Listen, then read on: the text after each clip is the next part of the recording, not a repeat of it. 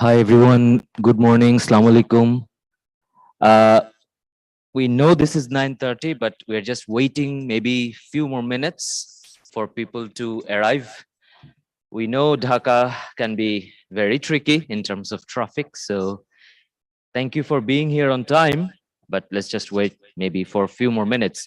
And in the meantime, can I also request that when we start in 5 to 7 minutes, so everyone to kind of come forward? Yeah, like please do feel free to just take the front chairs.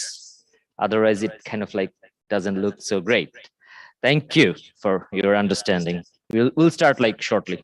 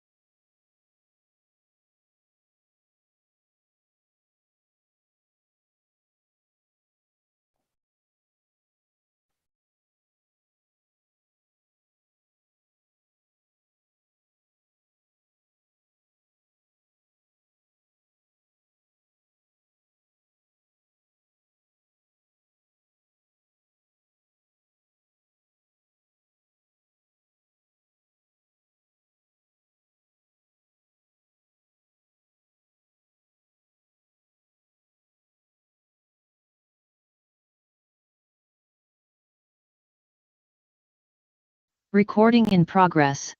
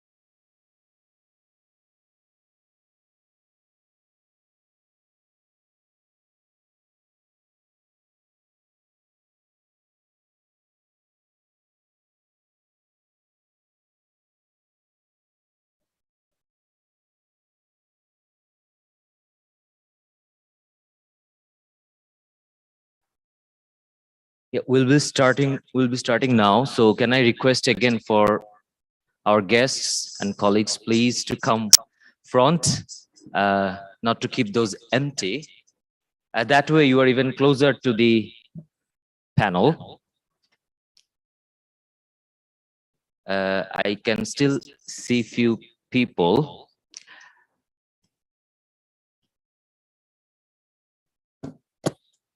Yeah. And we can also see our guests and panelists joining virtually with us. We'll be starting shortly.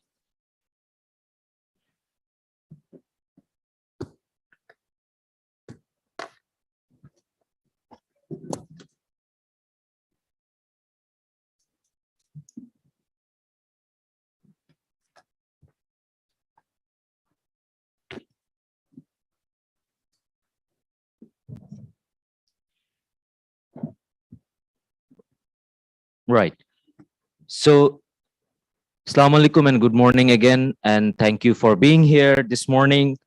Yesterday, we talked about the United Nations guiding principles, particularly 3 major pillars.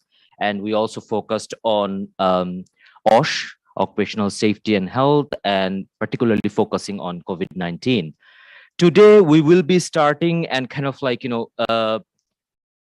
using different sessions to dive in more in thematic areas, such as like, in terms of promoting responsible business, how informal economy is making a lot of contribution and vice versa. We'll be talking about the climate aspect of the entire thing, how people and planet are connected. We'll be talking about at the end of these 3 sessions before lunch is like how to build a proper momentum out of all of these conversations and narratives. So it will be very, very interesting, and I guess a little bit even more intensive than yesterday. So let's dive into it. The first session we have is the informal economy, and the panel we have to talk about pathways to promote responsible business. And for that, we have on the panel Professor Surya Deva, member UN Working Group on Business and Human Rights.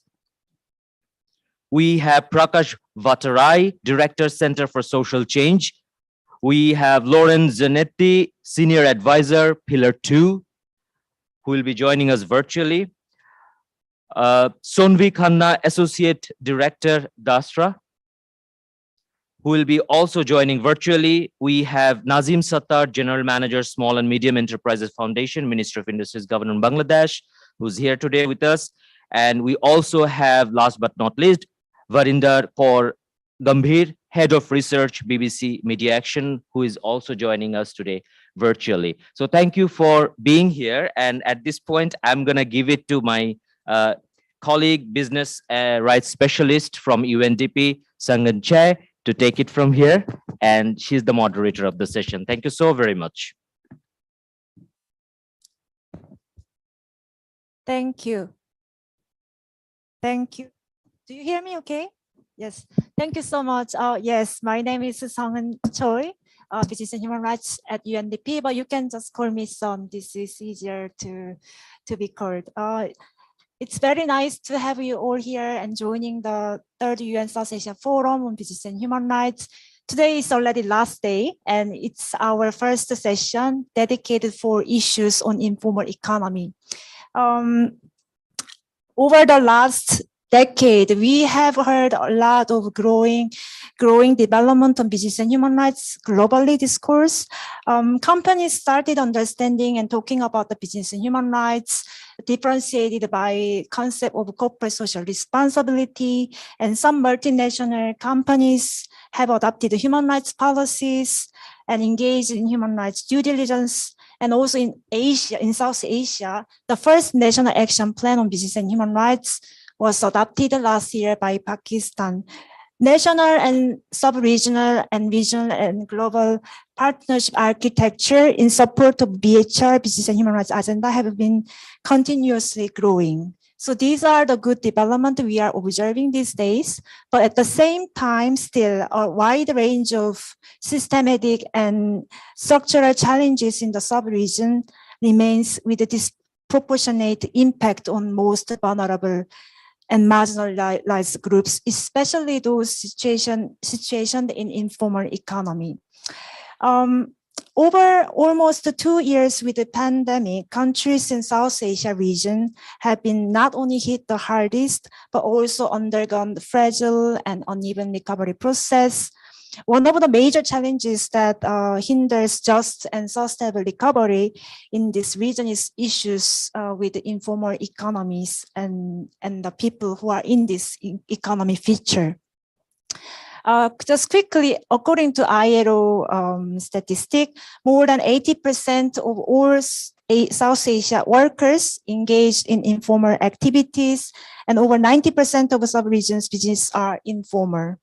In some industries, this number is even higher. For example, ILO noted that almost all agriculture employment is informal, like 90%. And most of those who migrated from the rural areas still in these seasonal types of work in the agriculture sector. So many of the current business and human rights discussions and efforts miss this large number of businesses in the region, informal businesses and informal workers, which is the domain of most people and most vulnerable and the least regulated.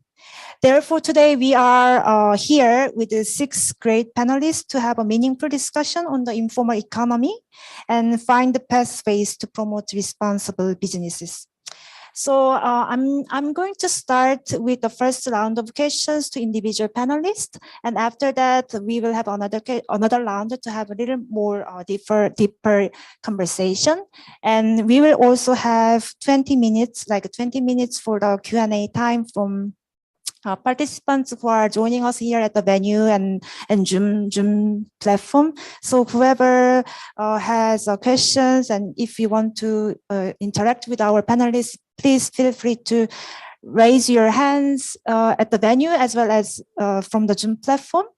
So yes, first I want to invite Lauren here, who's joining us virtually. Lauren, you are working at the Pillar 2, and I understand the Pillar 2, together with the UNDP, we conducted a scoping paper on business and human rights and informal economy. And could you share with us what are the key findings of this paper, and what are the considerations you would like to provide to different stakeholders such as states, businesses, and development partners, and other actors to really drive changes in informal economy space in this region? Thank you. Over to you. Thank you very much, Sun. So my name is Lauren and I work for the business and human rights advisory firm called Pillar 2. And as Sun mentioned, we have recently prepared a scoping paper for the UNDP BHNR Asia team on the topic of business and human rights and the informal economy in Asia. And we did this with support from Forum for the Future. So as Sun mentioned, despite the size of the informal economy globally, it hasn't really received a lot of attention from mainstream business and human rights discussions. So for our scoping paper, we conducted a wide range of consultations with stakeholders working on issues relating to the informal economy in Asia. And those stakeholders included NGOs and unions, academics, international organizations such as the ILO and IOM, and also some businesses. And the scoping paper, which will be published, is very short and digestible, but it really seeks to bring together an overview of key issues in this area. So in terms of the key findings and considerations for actors in this space, I just want to draw out a few of them here today. So to set the scene for our findings, the majority of the world's workers rely on the informal economy for their livelihoods, and this is especially the case in South Asia, where the ILO estimates that 87.8% of employment is informal. So one thing is very clear that arose in our scoping paper is that there is really significant diversity in the experience of informality throughout Asia, both between and within countries and sectors. And a key point that came out from the study that's related is that the size and diversity and complexity of the informal economy is really a key challenge for policymakers. And a related issue that came up a lot during our consultations is that there is really still a bit of a lack of data around the informal economy, and there is a need for more research to inform policymakers and their decisions. But there are things that we do know. So for example, we know that workers in the informal economy in Asia are more likely to be migrants, they're likely to be young, less educated, live in rural areas, and also to be poor. So informality spans a wide array of sectors and industries in Asia, such as agriculture, which has over 90% informal employment across the region, waste picking, street vending, fisheries, construction, manufacturing, apparel and footwear, and the list goes on. The often very, very small businesses or economic units within the informal economy and workers in the informal economy tend to sit outside of regulation. So that includes labour laws and social protections. And informal employment can also arise in the formal regulated business sector too, as off the books employment. So in our paper, we considered a wide range of human rights challenges faced by those in the informal economy. And given the time, I'll just touch on a couple. In particular, there are a wide range of labour rights challenges for the workers in the informal economy. And this is in part due to the lack of basic protections afforded by formal employment relationships that are regulated by law. So we're talking about things like a lack of minimum wage, sick leave, holiday leave, a lack of safe and healthy working conditions, all the way up to really severe exploitation, including forms of modern slavery. Those in the informal economy are also vulnerable to discrimination and lack of access to grievance mechanisms. And as we know, and as Sun mentioned, the existing vulnerabilities of those in the informal economy, including lack of social safety nets, was really exacerbated in the context of the pandemic.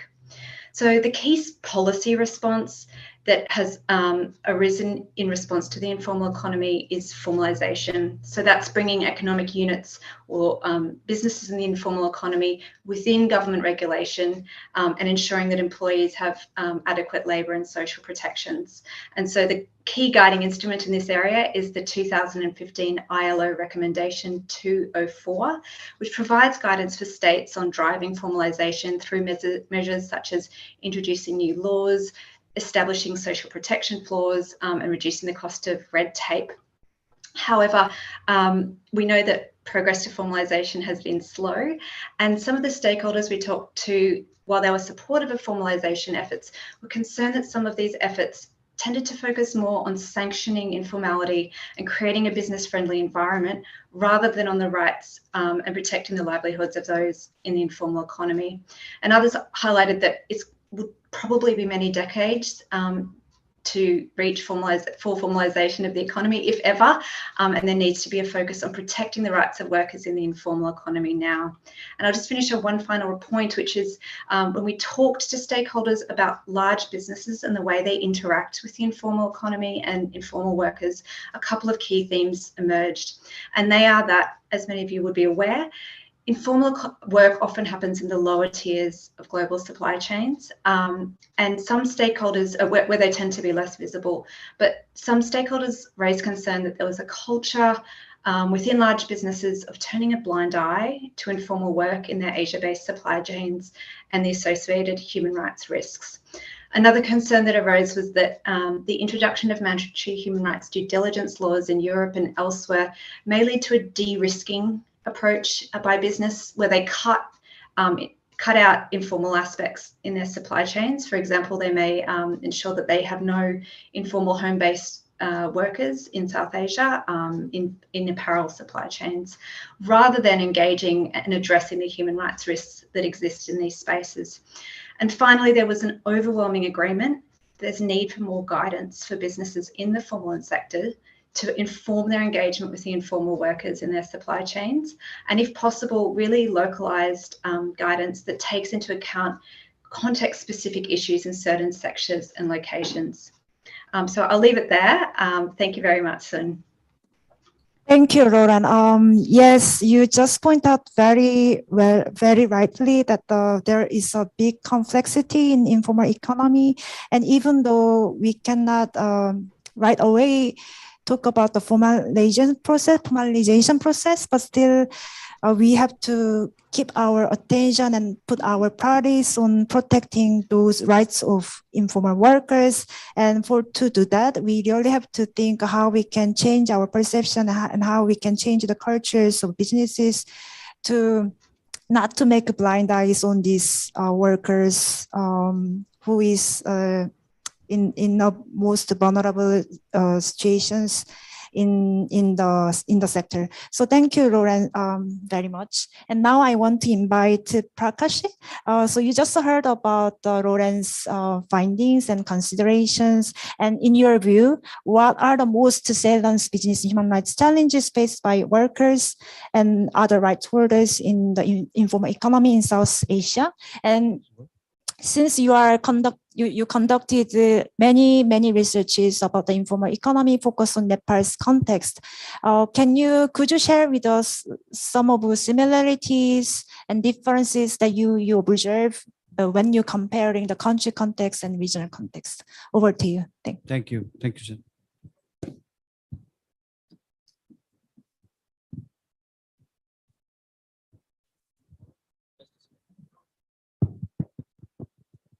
Okay. Is it working now? Okay. Thank you, Sam, for your question. And I do agree with Lauren's presentation to most extent, because the issues, faced by the informal workers is huge. And, but what one of, our research has suggested that, rather than taking a wholesale approach, I think we really need to compartmentalize the problems faced by the informal workers. And it has to be looked at from the economic point of view, also the social political point of view. And, also, the space, the civic space that, informal workers, which they are not able to exercise openly and freely, at the ground level. And we also, look at the gender, dimensions and the age factors, and also, the sectoral vulnerabilities, because when we talk about the problem faced by informal workers, I think we need to look at different sectors, like the transport, fisheries, agriculture, and the vulnerabilities associated with the workers working in these different sectors are different. Some of them are common as well, but I think there are some unique, problems. So I think how we're going to deal with these different problems is very, very important to take into consideration. And also, these approaches to tackle informality requires some sort of like structural policy reforms that are sensitive towards diversity and marginalized groups that majorly comprise the informal sectors.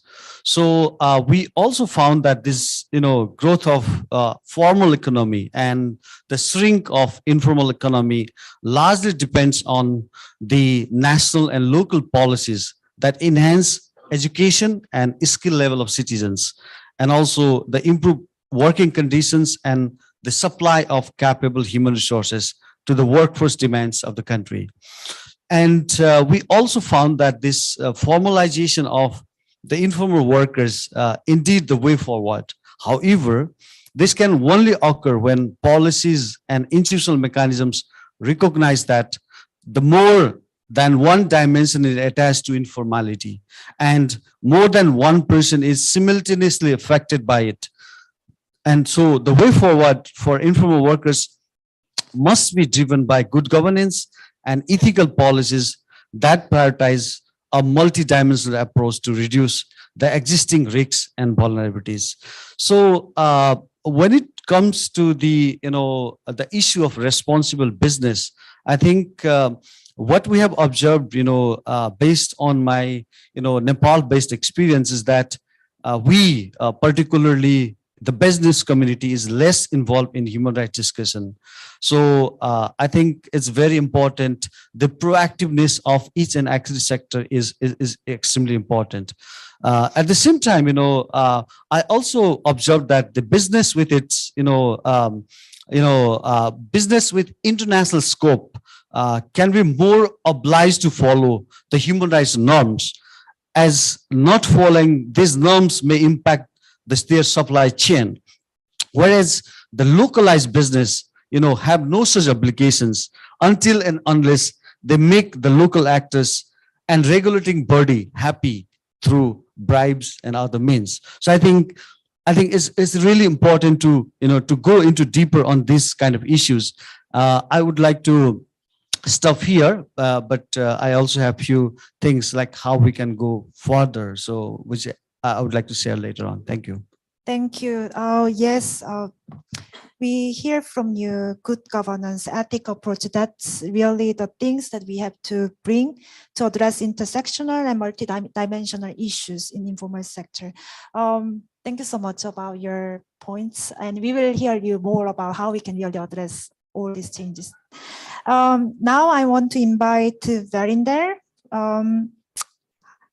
from who's joining from Zoom link.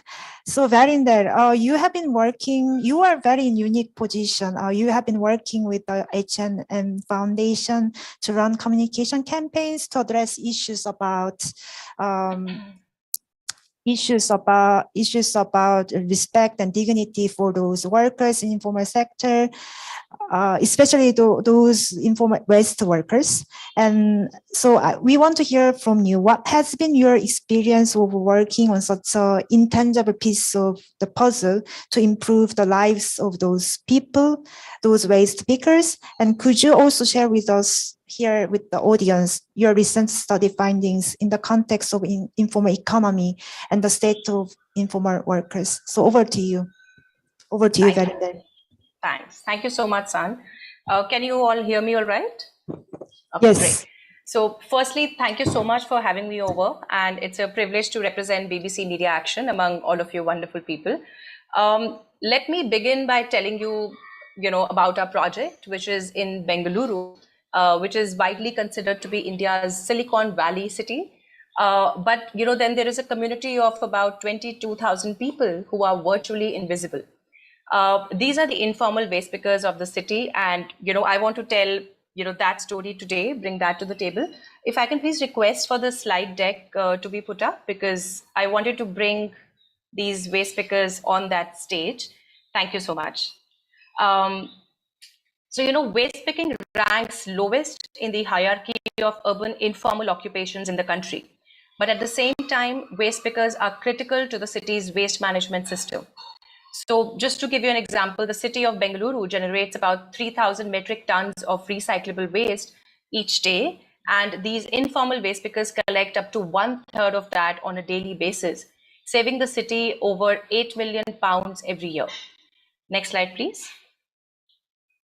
Despite this very important contribution, these informal waste pickers and their families work in hazardous conditions, have low and uncertain incomes, limited access to housing, education, and face discrimination because of negative societal perceptions. I think, Lauren also talked about many of these aspects and mentioned that it's important to consider these local needs of, the community. And one of the things that came out in our interactions with the waste pickers was the need for dignity and acceptance. Next slide, please. So Samuhika Shakti, or Collective Impact Project, is a first of its kind initiative by H&M Foundation to improve the quality of life for waste pickers in Bengaluru. Now, under this collective initiative, H&M Foundation brought together 8 social impact partner organizations, which is the Nudge Foundation, Save the Children, Care India, Hasrudala, WaterAid, LabourNet, Social Alpha, and us, BBC Media Action. This initiative takes a holistic approach to improve the living conditions of waste pickers by supporting them in various aspects like education, alternate livelihoods, social security, drinking water, and sanitation. Next slide, please. Thank you. As you can see here, BBC Media Action's role is to create a pathway to respect, identity, dignity, and empowerment, and which is why we call our project Pride. When we started, it was very important for us to first understand the social justice and exclusion. Oppressions of caste and class have historically rendered these waste pickers in India untouchable and invisible. We turned to Professor Judith Butler, one of the most influential gender theorists of our time, to understand the issues of identity, inequality, and social exclusion. Next slide, please. It's interesting, Sun, that you asked me about the intangible piece on which BBC Media Action is working, because Butler talks about how a life without dignity is in essence an unlivable life. We recognize that it is the right of every person to be valued and respected for their own sake and to be treated ethically. This, we feel, is the moral basis for human rights. The fact that informal waste pickers are socially excluded in and of itself violates their dignity. Next slide, please. Our research findings at the start of the study validated this social exclusion faced by the informal workers when it showed that for majority of our sample, even though waste on the streets was visible and of concern, the informal waste pickers were virtually invisible to people. Next slide, please. Thank you. When people did talk about them after a lot of probing, 55% of the general public described these informal waste pickers as dirty, and there was a very strong sense of fear and repulsion, with 56% people saying that informal waste pickers should not be allowed in buildings or societies. This societal discrimination by public also stood out in our interviews with the waste picking community, when they told us that people sometimes avoid them, and in order to escape harassment, they encourage their own invisibility as a way of dealing with this discrimination. It is changing these societal perceptions towards informal waste pickers to uplift their pride and dignity that we're working on. Next slide, please. Thank you. We designed a social media intervention addressing the general public of Bengaluru, which aims to lift the shroud of invisibility that cloaks these informal waste pickers. Through the initiative, we hope to help people travel a journey from waste pickers being seen as dirty to being recognized as doing important, skilled work that contributes to the society and the environment. So we want them, to be moved from being invisible to being invaluables. Next slide, please. If you could just click once on this slide. Thank you. Yeah, just to repeat, from invisible to invaluables. That's the kind of narrative that we're trying to build. That's the change we're trying to bring. Last slide, please. Sorry, second last slide. So what you see here is about our content. This is the social media experiment film, as well as our other supporting content, which I'm very excited to share has reached 3 million people in Bengaluru, which is about 22% of the population. And last slide. Our monitoring and evaluation data, which is based on rigorous experimental design, shows that awareness about their work, discussions around these informal workers, and appreciation for what they do has improved significantly after this communication campaign. We hope to continue this path and make a positive difference to quality of lives of these informal waste pickers alongside our other Samuhika Shakti partners. I would leave it here. Over to you, Sun. Thank you.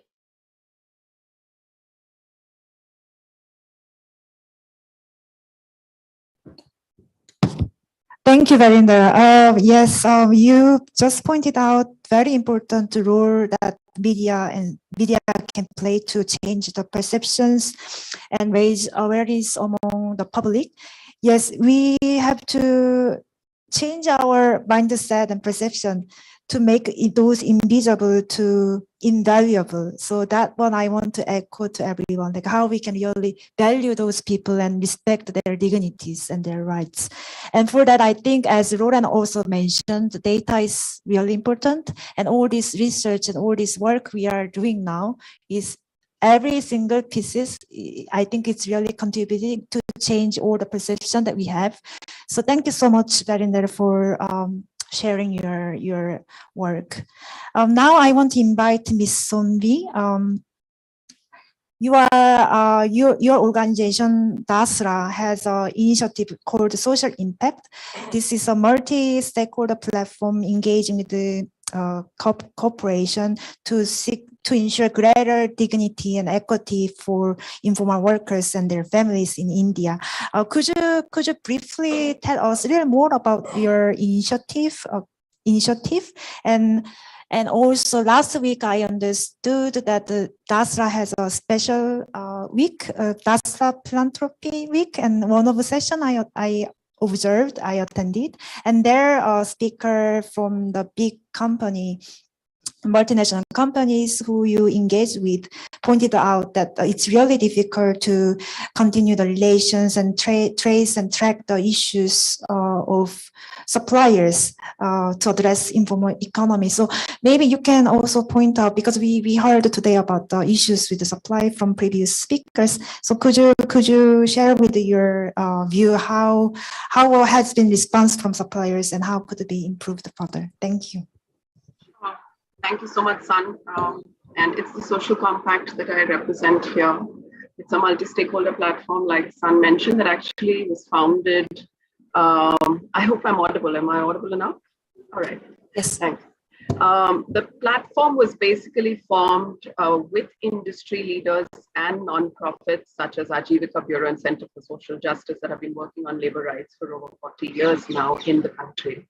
Right after the first lockdown, where millions of workers from across sectors were found on the roads within 24 hours of the first lockdown, walking back home with as little as 300 rupees in their pockets and not much to feed their children. There was this realization in some of our industry partners, such as Forbes, Marshall, Thermax, Godrej Properties, that something has gone wrong. And they've frankly told us that while we can vouch for the well-being of those who are on our shop floors, they were not sure that nobody from their supply chains was not on the roads. And they had no means of finding out.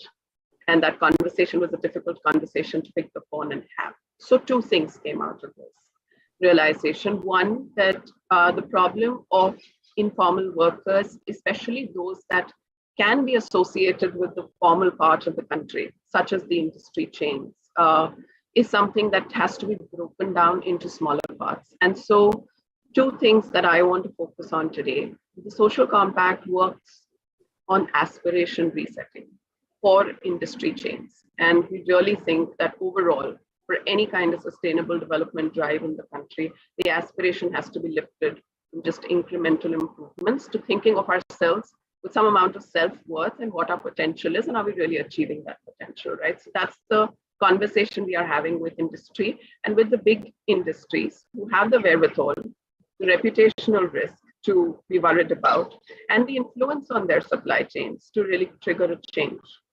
And so this aspiration resetting that we are doing is not just a conversation. We were able to convert the experience of our nonprofit partners into 6 outcomes that the social compact is designed around. One is to ensure minimum and then push wages to living wages in the country. The second is that your health and safety measures should not be based on the nature of your contract as a worker, but on the nature of your job, right? And that's not how your risk should be mitigated. So health and safety measures that are adequate for the job were the other 2 outcomes that we are focusing on. The third was looking at gender parity in treatment, opportunities, and pay.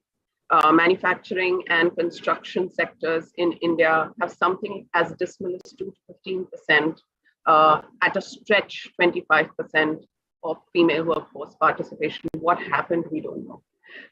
And a large part of it has got to do with parity in treatment and opportunities and growth opportunities. So that's the 4th thing that we look at. We've decided that since this pause is not going to happen again, hopefully, rather than just building back to what was going wrong, we will actually add 2 aspirational outcomes. And so future of work was added to this, to the social compact as something that even blue-collared workers, even if they are temporary, contractual, or supply chain workers, should be seen as potential to be harnessed and should be seen as somebody whose skills should be mapped. Just like you mentioned, Virendra, it's a misconception that they are not skilled. If that were the case, company chains of a certain trade would not keep hiring people from certain sources, right? There is that conduit that has to be acknowledged. And so thinking of them as future of work and what that can mean for the future of the business was something that we put out as our 5th outcome. And the last was creating access to entitlements. As we started engaging with our companies, we realized that the same 200 million workers who are engaging informally, and by informal, I mean as temporary, contractual, and supply chain workers with the big industries, are also the case for the government to provide entitlements to. And so there's no need for industry to be taking on everything. What they should be doing is providing access to these government entitlements. And for that, we are instituting NGO-run worker facilitation centers in the industry hubs where our partners are. And so around these 6 outcomes, we then translated them. And to the point, Sun, that we've been making throughout this week and last week, right? The point is to make the business and human rights framework actionable and actionable advice, right? And taking inspiration from that and from these 6 outcomes that were true to the Indian context and the vulnerability of the workers, we converted them into 35 odd practices that companies need to check their maturity on, not just for their own workers, but for the workers who are, as I mentioned, in these different degrees of informality. We corroborate that with our field visits to NGO partners and offer the company recommendations to improve, and not improve through initiatives, but through systemic improvements, the process that so far has yielded these workers invisible and frankly nobody's concerned, right? How do you correct that? So there are two levels at which one is playing, and I want to stress on that because I think as a region, as the Asia Pacific region, we need to just push the whole space to push up our aspiration and kind of rethink the whole thing. So in addition to doing this work with the NGOs, one thing that is critical, especially for a country the size of ours, is creating an ecosystem that reinforces this message. And we are doing that in 3 ways. One is, in addition to the principal employers, working with the industry associations, CII and FICCI, to be able to push this message, get more companies to join the movement, and kind of orient and reorient themselves to thinking that these workers are indeed their responsibility, because at the end of the day, they are adding value to the chain. And so it's a very good way for us to break a very big problem into a small manageable piece, which is in the influence of the principal employer and frankly adds up to them. The second is to be able to create a community of practice, Sun. Cannot emphasize that enough. It's not like businesses will never upholding business and human rights. They don't talk about it. Or they talk about it in silos and in closed doors. We need to create a narrative. There is a dominating narrative in the country that takes pride in doing the wrong thing. There should be an even more dominating narrative in the country that takes pride in doing the right thing. And I think that's the second part, which the community of practice is coming together to not only build, but also then share with each other what are their vulnerabilities, what are the decisions they're having to make, what are the risks, and what are the resources that they're using to create some of these changes, right? Just give you a very simple example. Ensuring appointment letters to every worker who is a contractual worker is a nightmare for a lot of employers. How do you deal with that without creating a paper trail you can't manage, if you're a 600 people company? They're talking to each other and figuring out common solutions, right? And that's the whole point of the community of practice. And last but not the least, a solutions network. We are fortunate in the country to have a very vibrant nonprofit sector that has a solution for everything. You don't have a creche, there are mobile creches that are available. You don't have a feedback mechanism, there are organizations that can put that in for you. You don't have a worker facilitation center, there are organizations ready to do that for you. Bringing this network together to tell industry, don't look back now, make this change, and make this change for yourselves first, because frankly, it's not all good in their house as well, especially when you go to the sites and especially as you go to the contractual workers, but then start pushing this to the supply chain, not as a threat. And that is the point I want to leave us at. It has to be an enablement approach. It has to be a co-ideation approach. It has to be a conversation, and frankly, that bridge has been missing. The conversation between principal employees and supply chain is these many pieces, this deadline, this rate. That conversation needs to be broadened to saying, who am I as a principal employer? What do I hold up? Who are you, and why are you in this with me? And what do we together make? And why is that? Why do worker practices need to be consistently upheld in the chain for our collective reputation out there? So like the speaker before me rightly mentioned, there is a greater onus on the globally exposed supply chains to uphold ESG. But I think there is an equally strong case because the dichotomy between good business practice, well and happy workers, and a healthy, resilient business is a false dichotomy. It's not a dichotomy at all. And all of us know, I mean, take the number of examples that you want. Which company shut because they were doing well for their workers? Which company ran down in debts because they were, reasonably tagging both the roads?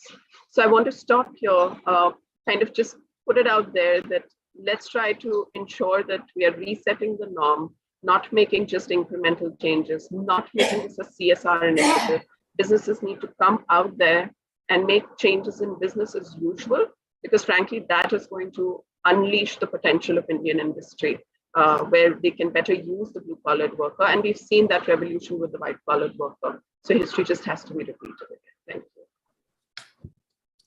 Thank you, Somvi, for introducing this great initiative under your leadership.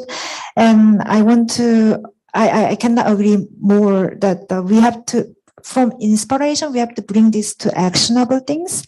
And also a lot of narratives should be also changed, and this should be also shared each other to have a common understanding. And through our conversation, understanding, we have to really bring the solutions to address those challenges. And so in that sense, I thank you for leading this initiative. Thank you, Sombi. I will come back to you later. Now I want to invite Nazim. You just heard about the initiative from Sombi, and you are representing SME Foundation in Bangladesh, in government of Bangladesh. And what do you think the response of supply? What do you think of your responses have been from small and medium enterprises? Are there any specific challenges you want to share with us in the context of Bangladesh? And how, in comparison to large and multi corporation, what are the specific challenges and differences that SMEs would face? Thank you so much. Thank you, son. Can you hear me? Hello. Thank you. Thank you for the question, and question is definitely relevant because you know that SMEs in particular, their entire journey of business is full of challenges. So definitely they face challenges in every aspect of their business, unlike big enterprises. Prior to go to my remarks, I would like to give a brief idea on the contribution of the informal sector in our country. As you know that, like other Asian countries, most of the employments are accommodated by the informal sector. It is more than 80%. So I think the average is same, like Asian countries.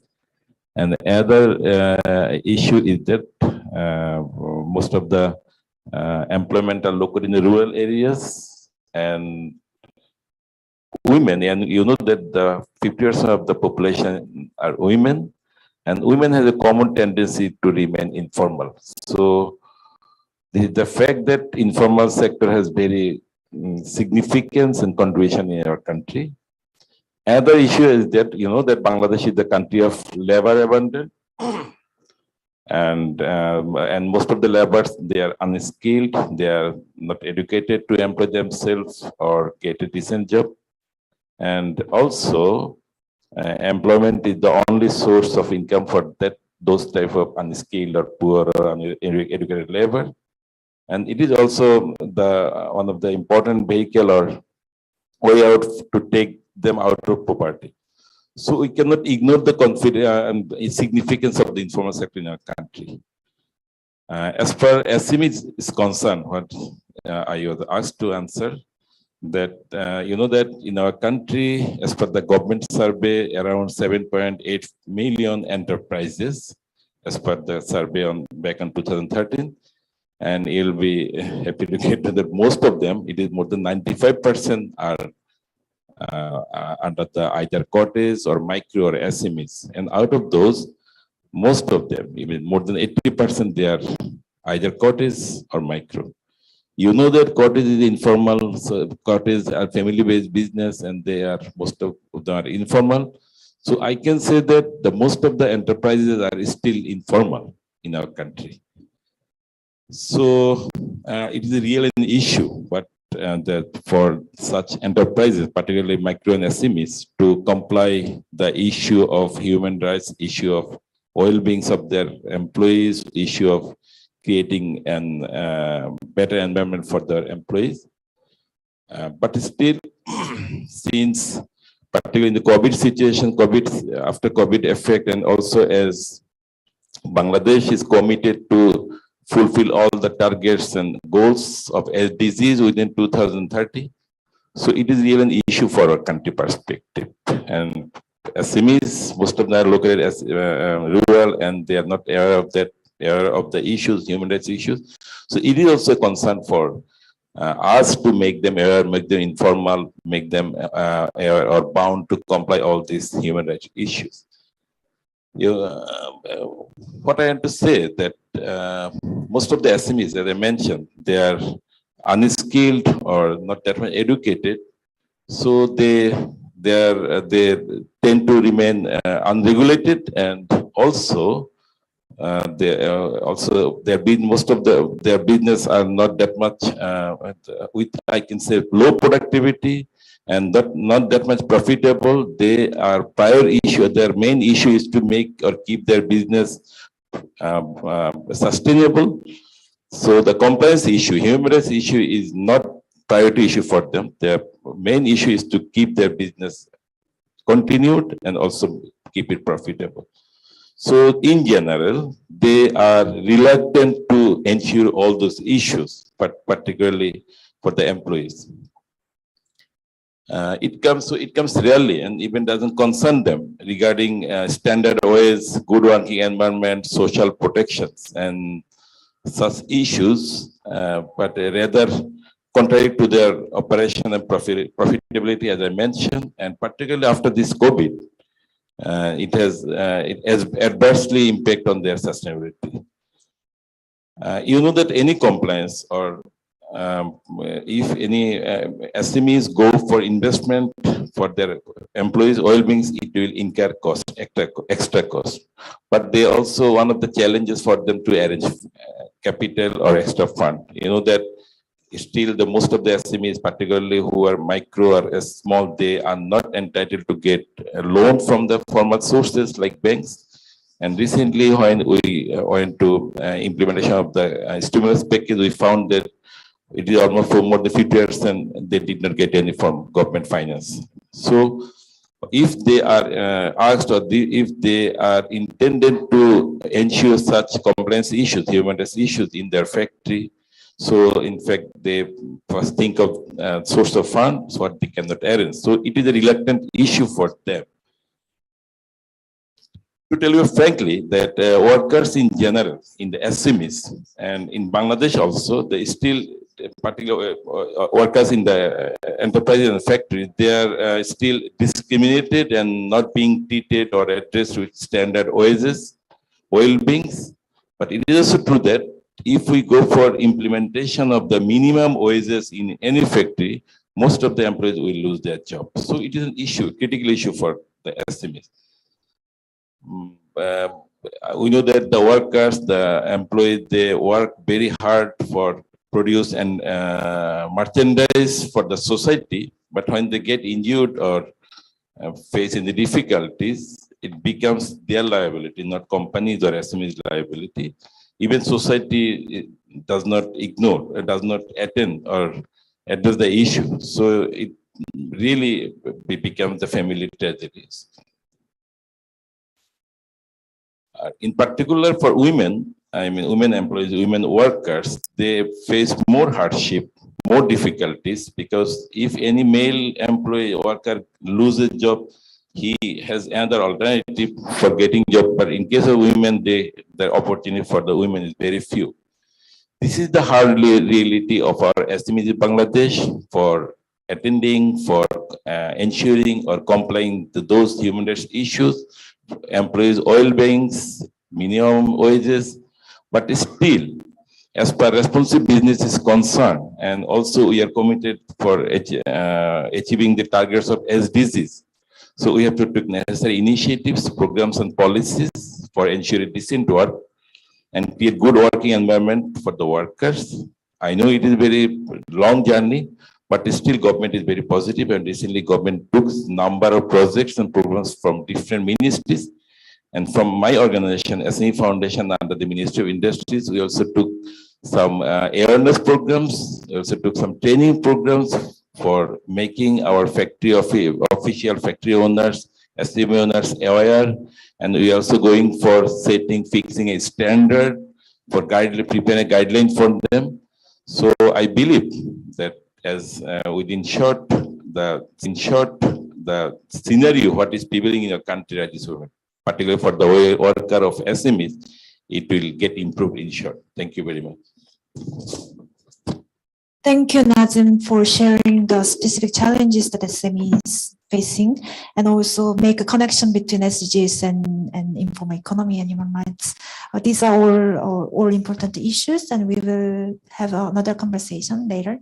But before inviting Professor Surya, I just want to make you an announcement that after this Surya's intervention, we will have a Q&A time. So please be prepared. If you have any questions, any comments you want to share, we will allow you to speak up. So be prepared for that. And I also see the hands raised in Zoom platform. So maybe I can start from Zoom and then move to the venue. So we will first invite Surya to hear his view. So you heard all these different initiatives and research studies and challenges, issues of informal economy.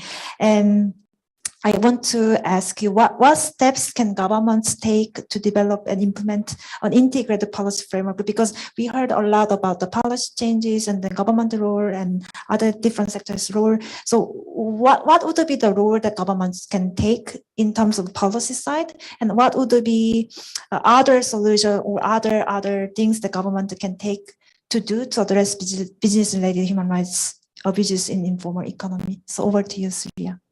Thank you very much, Sun. And at the outset, I would like to acknowledge that this mainstreaming of the discussion on informal economies is a very welcome step in the BHR forums, because I have been trying to impress upon the UNDP colleagues for 3-4 years, and finally it is happening. So I'm really excited that we are moving in this particular direction, because ILO, of course, has been focusing on this issue for many years, but I think it has not been part of the BHR mainstream, and I think that is a very welcome step.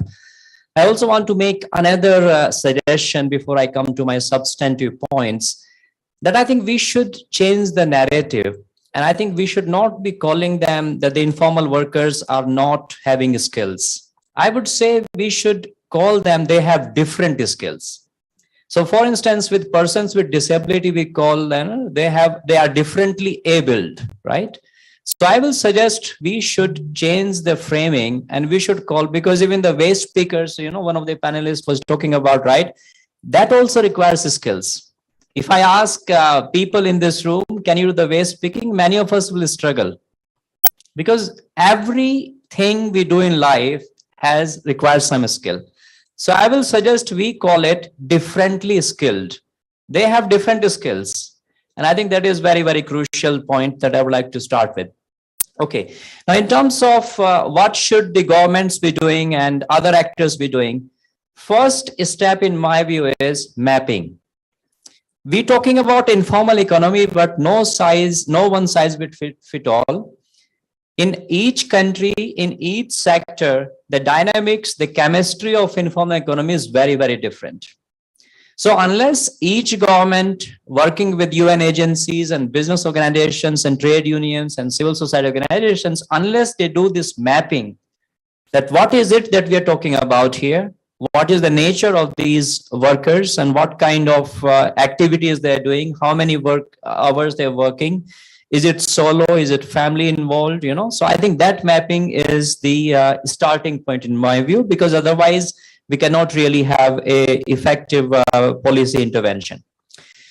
The second suggestion that I have is that we need to pay greater attention to informal economy and SMEs in our national action plans on business and human rights in Asia. For instance, if you look at the first national action plan in Thailand, in Asia, it hardly captures the informal economy. It mentions here and there informal economy as a term, but there is no mainstreaming focus or attention on informal economy. Japan, I'm not sure, but I think it's not there as well. Pakistan has a little bit more an informal economy, but I don't really know if that is a very systemic approach, that you are putting informal economy and providing a specific treatment of that. So that is my suggestion. So countries that are in the process of drafting a national action plan going forward in South Asia, so my strong suggestion is you need to pay greater attention to that, because that is of your 70-80% of your economy, right? So if you ignore this element and merely focus on multinationals and their supply chains, that is not going to take you far ahead. Don't just copy the national action plans in the global north. The reality there may be different. So you have to look at the reality on the ground.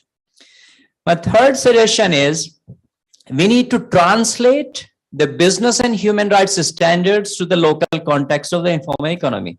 I mean, one translation is English to local languages. I'm not talking about that translation. I'm talking about how do we apply it to the local context. Let me give a very concrete example. So the main tool in Pillar 2 of the UN Guiding Principles is human rights due diligence. Now, the idea of human rights due diligence is that a business should try to identify the adverse impact on others. Now, many people in the informal economy are solo workers, right? So if I sell tea and cookies and bread on the corner for breakfast, I don't hire anyone. I'm not making any real impact on others in the same way as a multinational may be doing. Rather, in some cases, a waste picker is getting exposed. Are you following my point? So human rights due diligence is trying to identify the impact on others. But what I'm trying to highlight here is that the impact is on the worker. The second issue is that most of the time we are focusing on the labor dimensions of informal economy. That is crucial. But that is not enough. It has implications for climate change. It has implications for automation and artificial intelligence and the blockchain and the new emerging technologies. It has implications for gender equality issues. So I think we need to broaden the scope of our discussion and understanding that the informal economy is not framed merely in the context of labor rights issues and all that.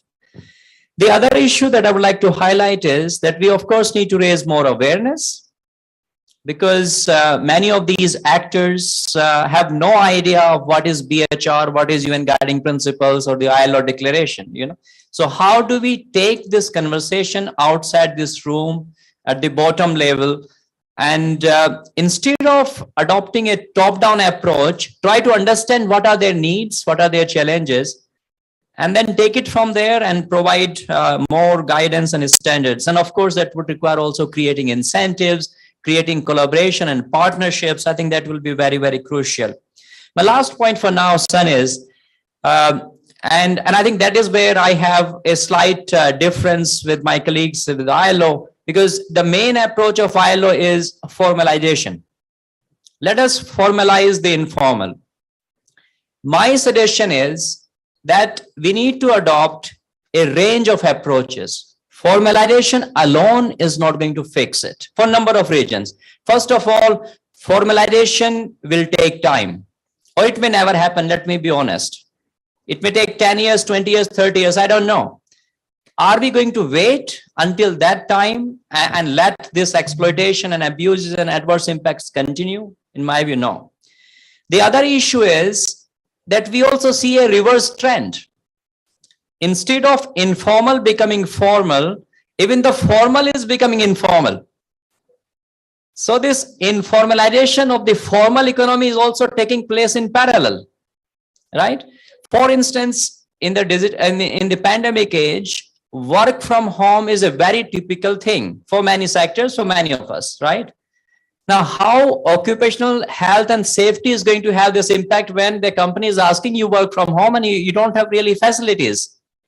You're working from your kitchen, or you're sharing a particular table or chair, you know. So I think those issues are going to have a significant impact in our understanding of business and human rights going forward. So to conclude, I think we need to pay greater attention. We need to have more conversations like this. Like, I learned quite a lot from some of their presentations. So I think this is a good start. And I think we hopefully we continue these conversations and we provide more guidance and work together so that we can really achieve a responsible business goal in all enterprises, in all settings, both formal and informal. Thank you. Thank you, Sri. All the comments, it's really relevant today, and then especially today is the last day of the forum, and we really have to think how we can bring all this conversation to the real world. So I hope this is the chance that we can discuss and how we can bring these issues to our own respective areas and work. So now, due to time limits, I just want to move to the Q&A time. I see already hands here, but may I start from Zoom link, because I see the hands raised from very early time. So if it's possible, can I invite Abdul Razak? Could you help technical facilitator to make Abdul Razak to open microphone?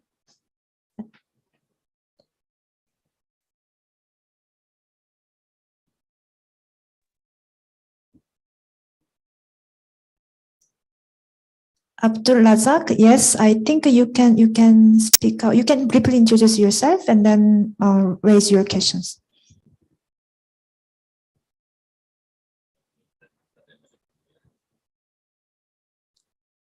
Okay, then maybe while we are figuring out this Zoom facilities, maybe we can start from the venue. So I saw two raise hand. The lady over there. Yes. Could you briefly introduce yourself and then raise your questions, please? Thank you. Thank you for giving me opportunity to ask question. This is Chanchana Chakma. I'm from Chittagong Hill Tracks. Here I can see informal economy and promote responsibility business. Especially, I would like to forward to the SME delegate. The indigenous women they are doing business, small and entrepreneurship. Those who are, some are online, some are offline, and like such as the indigenous handicrafts, which is in Chittagong Hill Tracks. They are especially facing the get access to loan because of we have no like land paper, or sometimes we have to submit a guardian or government like job holder. Then some they have some they have no paper, land paper, and also document. And single women, especially those who want to start business, but they have no also capital. Then I would like to know, and another one is, okay, beauty parlor, those who have own parlor and they don't get access to loan easy. Then I would like to know how they will get access to loan easily. Then they will promote their business, and our indigenous women will be promote our handicraft business and beauty parlor, then other business. It is very important and significant our indigenous handicrafts to preserve ourselves and also to introduce international and nationally. Thank you very much.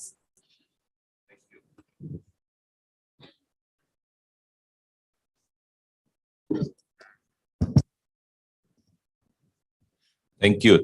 You have asked lots of questions, but all are relevant indeed. First of all, in SMEs, and in particular small, micro, and cottage, and also indigenous entrepreneurs, they face, as I mentioned, numbers of problems and obstacles in their business start, continuation. But two problems or challenges are keys. Like one is access to finance, and second one is access to market or marketing of their products. So, but you are focusing on access to finance mainly, very relevant questions. It's true, I totally agree to you. The entrepreneurs, the new entrepreneurs, single entrepreneurs, particularly who don't have proper documentation, guarantee, collateral, they are not getting loan easily. This is the fact. But if I say there are two types of loan delivery channel. One is through MFIs, microfinance institution, that is comfortable for entrepreneurs like you, but that cost of loan, I mean interest is very high, what affects your cost of doing business, your profitability. But you are concerning or you are telling about access to loan from the banking sources. It's true that the cost of loan is comparably lower.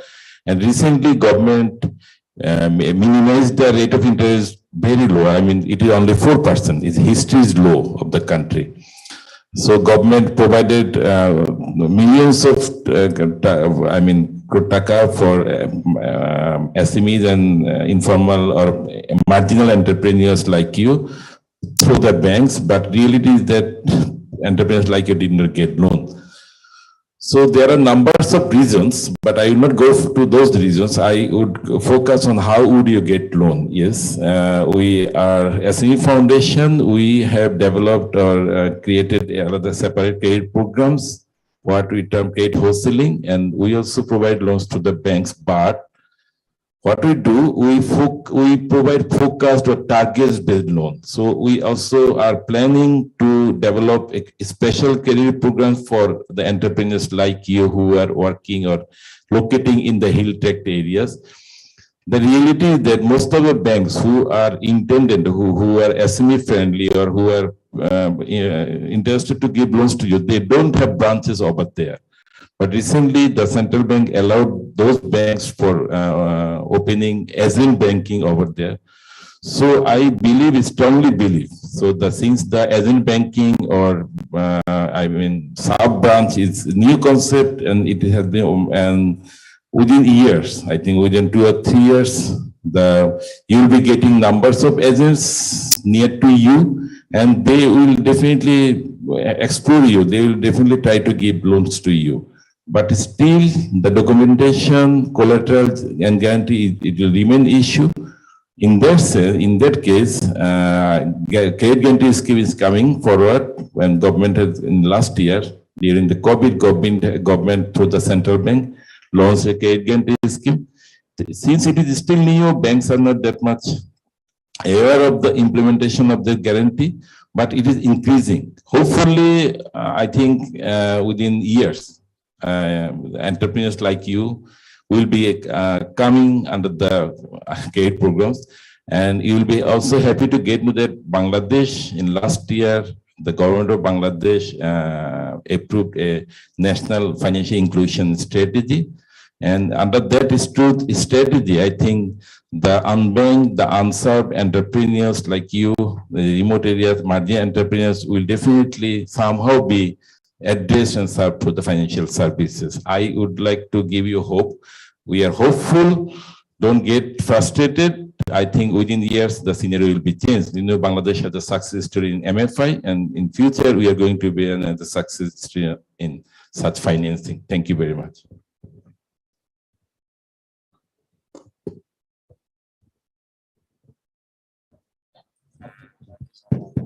Oh, okay, so should we start? Okay, then Abdullah Zahik, could you unmute yourself and introduce yourself and raise a question, please?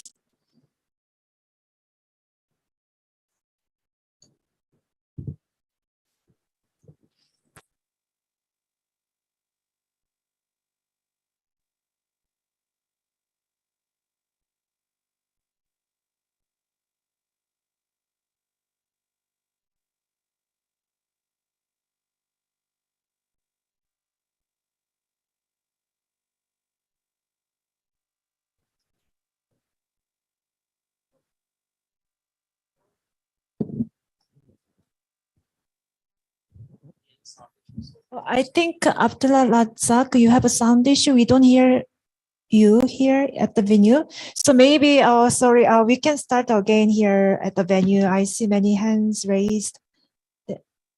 Please, could you pass over microphone over there?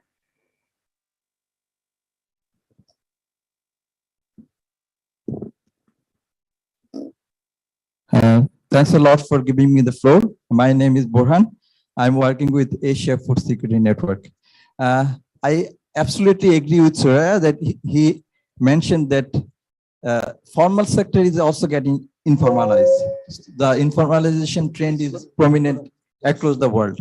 And nowadays, almost 2 to 3 billion people actually work in this informal sector. What is happening in informal sector? They lack the salaried job. Salaried job means you have definitely the wage, also the pension, provident fund, gratuity, and health scheme, but all are missing. But this is not the only the story.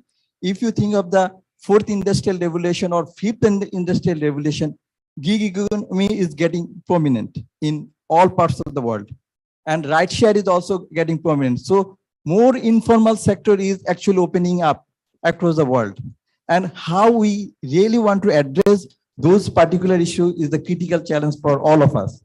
And another important thing I really want to raise, if you look at even the history of Bangladesh in 50s, 60s, 70s, trade union was very prominent, and even the jute sector and the banking sector, the trade union was very prominent. But nowadays, the involvement of trade union is getting lower and lower. So this is one of the history we are getting.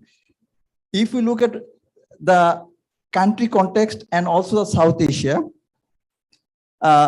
most of the people who actually work in the informal sector, what is they're lacking? They don't have any identity card. They don't have any job contract paper. So if you don't have any job contract paper, how can you identify yourself as a worker? So when any sort of accident happen, there is no proof. I was the worker of that particular factory. Sorry, sir. We have very limited time. So if you shorten your comments and then bring the question to speaker, that would be very appreciated. Okay, so I think actually this informalization will happen more and more. So we have to think of a minimum guideline. What will be the production of this particular work? Because in SDG, we are talking of the decent labor, decent job, but how we can actually come up with solution is a challenge for us also. Sure. Thank you. Thank you so much. I saw another hand here, over there. Yes. Tony, right? Tony. Johar, and thank you all this panelists as well as speaker, and we have learned a lot from you. And I have some recommendation and questions specifically to Najim Sattar sir. And I want to say that this session from first to last, we have seen that the government of Bangladesh is very much interested and keen to focus on SDG issues. And if you see that SDGs, who are the left behind communities, the indigenous is one of the major group. And if I say that I want to give emphasis to the recommendation of Professor Surya that mapping is very much important. You know, if you see that in Bangladesh, even Najim Sattar sir, you have given the information of the statistic of 2013, you know, and there are 7.8 million SMEs in Bangladesh, and this is 2022. So and see that we have very lack of statistics and data in informal sector. And on behalf of indigenous people, I want to say that if you see that informal sector, when people came or the youth came to the informal sector, when they didn't fit for the formal sector, and informal sector, there is a very lack of job. And one of the statistics of ILO of 2017 that in 43.0.1% youth of Bangladesh have a lack of technical knowledge. And in terms of the Chittagong Hill Tracts, the youth have 73.13% lack of knowledge. So if you compare about the display of the statistics, you have seen that indigenous youths as well as the professionals, they are very left behind from the mainstream community. So that's why we want a proper mapping of the indigenous peoples also in the informal sector, as well as the extension of your service, which you have mentioned that you are providing to extend the indigenous areas. And specifically, we demand that to acknowledge the indigenous people's adequate services even in the informal sector after proper survey or mapping, so that they will also came forward and included in the the SDGs, as well as the informal sectors like many of the informal sectors of the even in the garments, as well as the agriculture extension, as well as handicrafts business and Chittagong Hill Tracts. And in Chittagong Hill Tracts, there are many of the agriculture products that's rotten because of the not proper highway or communications or infrastructure system, as well as the SMEs extension or encouragement is also very slow. So I think you have to look upon these matters. So thank you very much. Yes. So is there any other questions you want to pick up?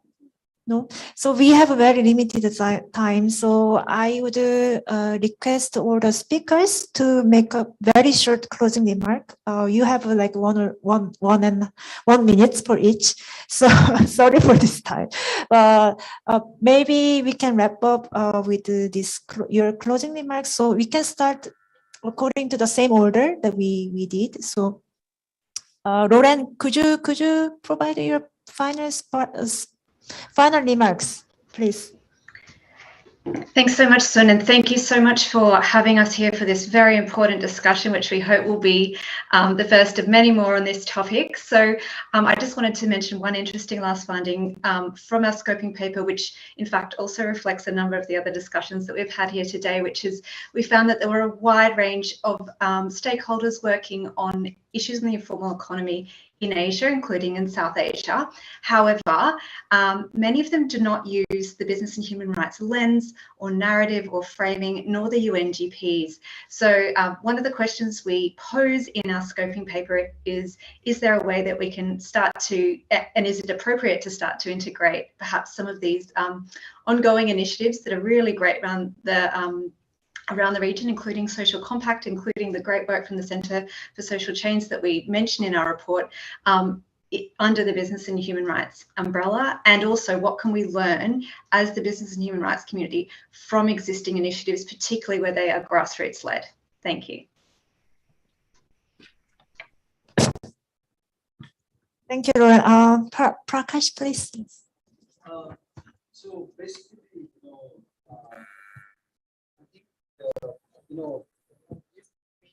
kind of wait, to look for a policy solution.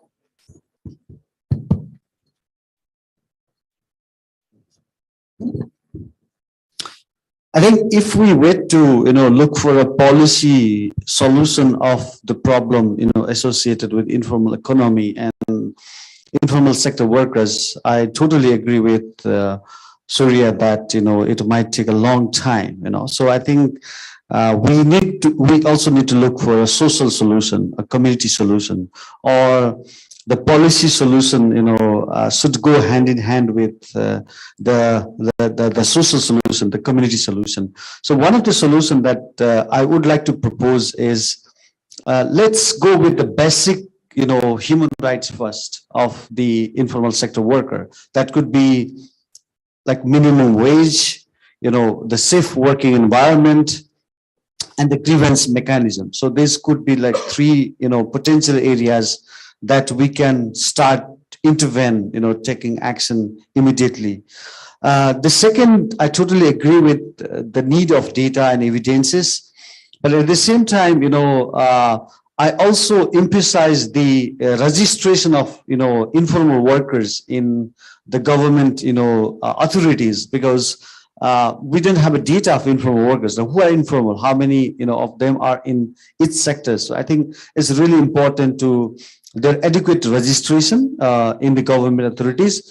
The third solution that I want to propose is, we also, need to understand the governance context and internal power sharing mechanisms within each country, while developing policies and programs for, responsible business. Because so we have like 3 tier of government in Nepal: the federal, provincial, and local.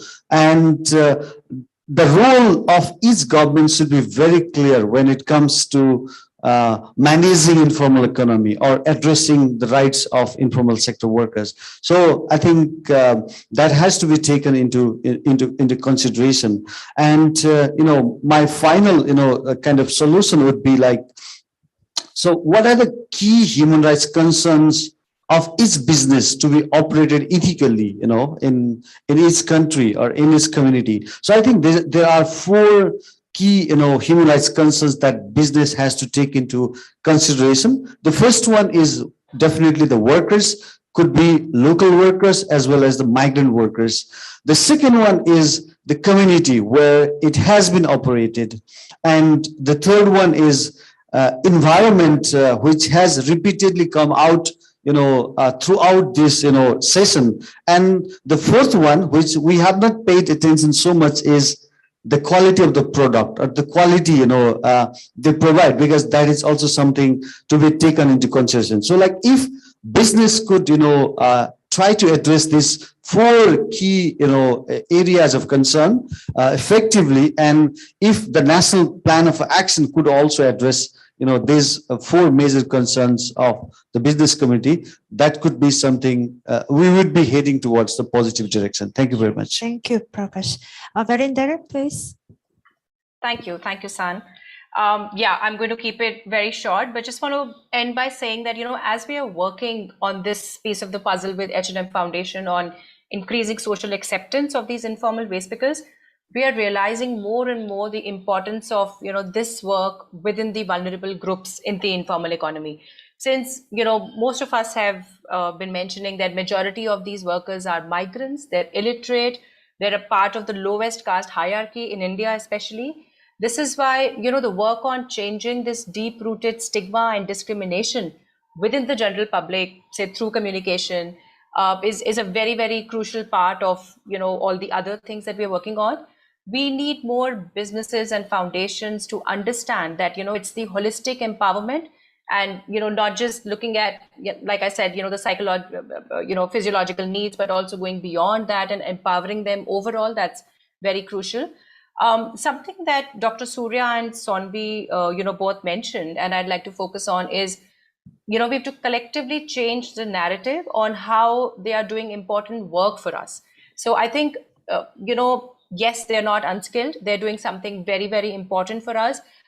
We need people to know this as well. We need businesses to know this as well, that, how our lives are interconnected. We are dependent on their work for a cleaner city, for a greener environment.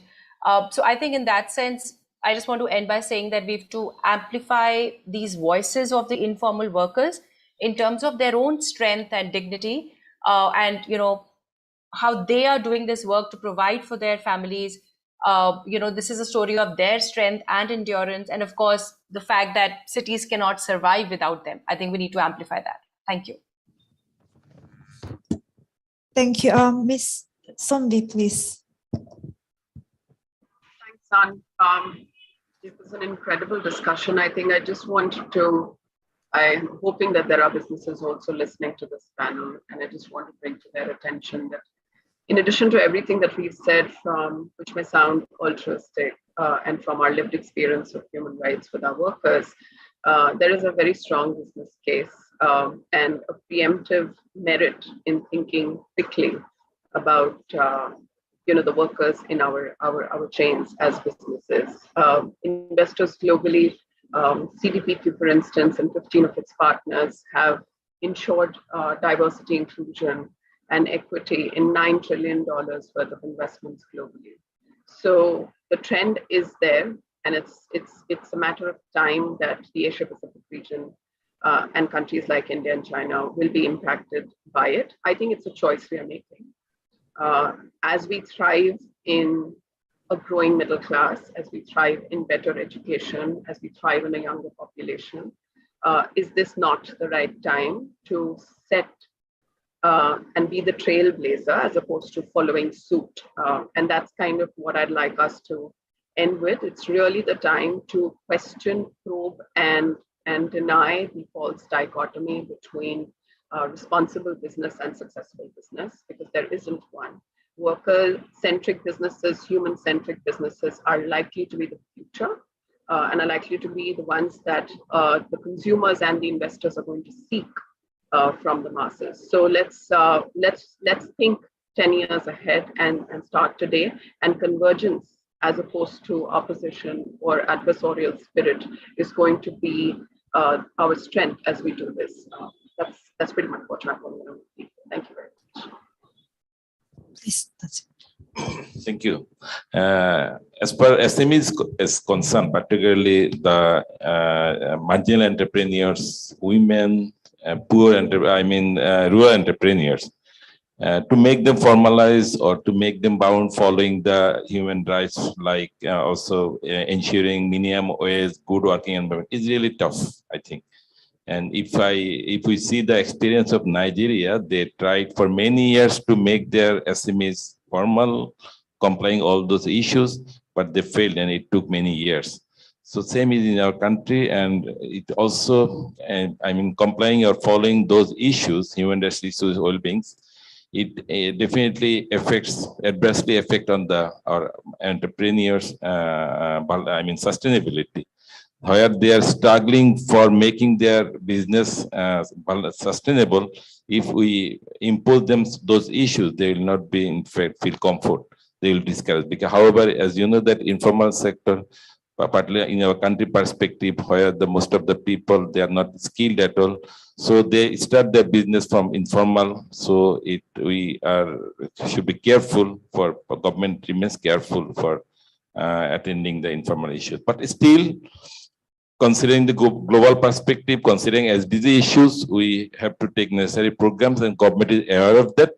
And that is why I need, as Professor Dr. Surya rightly mentioned, that we need mapping, we need studies, we need figures, we need everything that will help us to take necessary decision. And finally, I would request that definitely for SMEs, government has the lead role indeed for making SMEs aware, but still the donor agencies like UNDP, indeed, I appreciate UNDP, and other donor agencies, they have also a role to make government aware, to government show that, demonstrate the all other best practices, what they are successfully implementing in other countries. So the collective effort of government and the development partners is required for making our SMEs formal and complying all these issues, like the countries like Bangladesh. Thank you. Thank you. Surya, please. Yes. I think we are standing between the session and the tea break. So I will just say that we should see this discussion of informal economy in the wider context of other issues.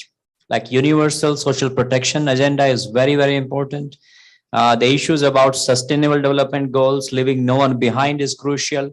How do we ensure that the growing economic inequality is not there?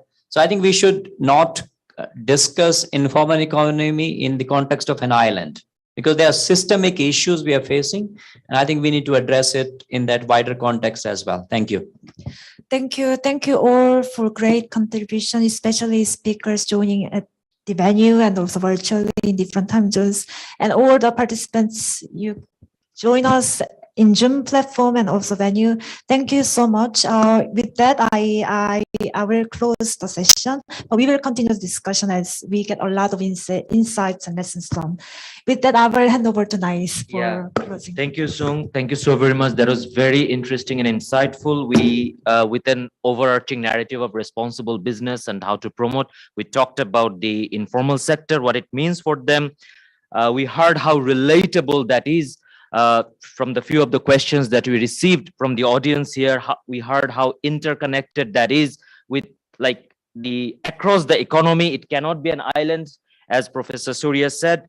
I think Prakash, you were saying getting the basic first, like, getting those rights first is a good stepping stone for all of us. That was very, very interesting. We heard about how data and insights are critical to start with.